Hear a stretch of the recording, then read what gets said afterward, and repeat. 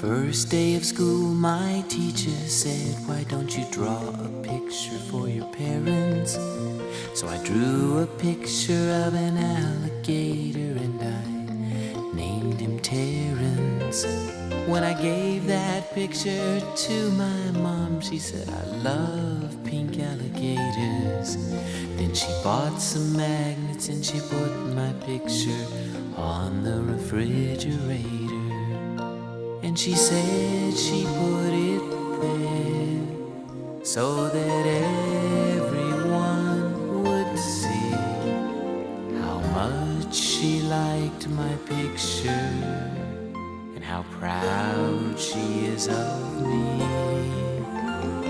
Now when the teacher asks me why a drawing takes so long, I say, 'cause it's a refrigerator picture for my mom. Refrigerator picture for my mom.